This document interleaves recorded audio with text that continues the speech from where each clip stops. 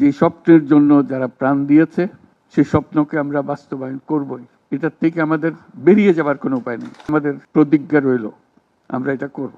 আমরা নতুন বাংলাদেশের অফিস এটা করেছি। নতুন বাংলাদেশ গড়ার জন্য আমরা এখানে এসেছি, সেটা যেন সবাই মিলে আমরা করতে পারি।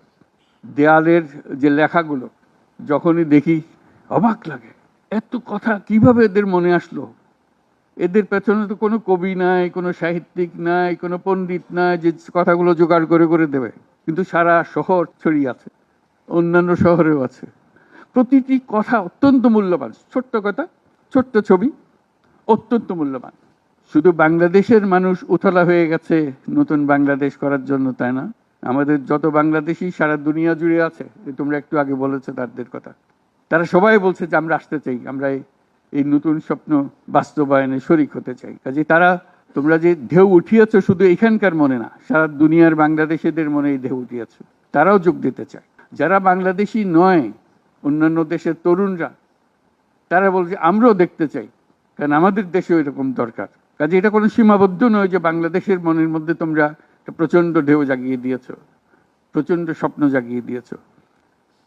তোমরা সারা পৃথিবীর তরুণকে জাগিয়ে দিয়েছো যে এই তরুণদের হাতেই সৃষ্টি হবে নতুন পৃথিবী। কাজেই তোমরা যেটা করলা সেটারই একটা সূত্রপাত, তরুণদেরকে দিয়েই নতুন পৃথিবীর সূত্রপাত। এটা শুধু নতুন বাংলাদেশের সূত্রপাত না, এটাই নতুন বাংলাদেশের মাধ্যমে নতুন পৃথিবীর সূত্রপাত করছো তোমরা।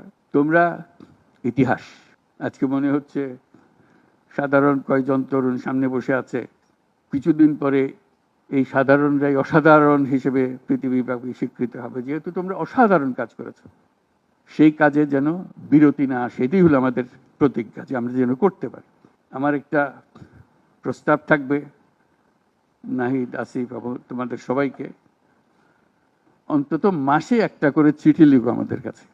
শুধু স্মরণ করিয়ে দেওয়ার জন্য এটা বাকি রয়ে গেল, এটা ঠিক হলো না। কারণ আমরা হয়তো অনেক সময় মাথার থেকে ছুটে যাবে, যেহেতু তোমরা যেভাবে দেখে এসছো আমরা সেভাবে দেখতে জানি না। সেই জানানটা দেওয়ার জন্য আমাদেরকে গুঁতো দিতে হবে, স্মরণ করিয়ে দিতে হবে, যাতে করে আমরা এটার থেকে বিচ্যুত হয়ে যেতে না পারি। এটা তোমাদের দায়িত্ব, কারণ যে পথে রওনা করে দিয়েছ সেটার রূপরেখা তোমাদের কাছে পরিষ্কার। আমরা হয়তো কিছুটা বুঝেছি, কিছুটা অন্যভাবে বুঝেছি, এরকম যেন না হয়। তোমাদের ঠিকভাবে যে স্বপ্ন তোমরা দেখেছ সেই স্বপ্নটা যেন আমরা আমাদের সাধ্যমতো রূপ দিতে পারি। বহু লোক বসে আছে যারা এই দুঃস্বপ্ন থেকে আমরা জেগে ওঠার কারণে তারা দিশেহারা হয়ে গেছে। একদিন চুপচাপ শুয়ে শুয়ে দুঃস্বপ্নের মধ্যে এরা ছিল, দুঃস্বপ্ন দেখছিল, আমরা শান্ত আনন্দ সহকারে লুটপাট করে যাচ্ছিলাম, হঠাৎ করে গোলমাল হয়ে গেল। তারা কি চুপচাপ বসে থাকবে? মোটেই না। খুব চেষ্টা করবে আবার তোমাদেরকে দুঃস্বপ্নের মধ্যে যাতে ঢুকিয়ে দেওয়া যায়, তারা শান্তমতে আবার শান্তিতে আবার তাদের রাজত্ব চালাতে পারে। তারা চেষ্টার ত্রুটি করবে না। কাজে যে কাজ শুরু করেছো এই কাজ সমাপ্ত না হওয়া পর্যন্ত এর থেকে বেরিয়ে যেও না।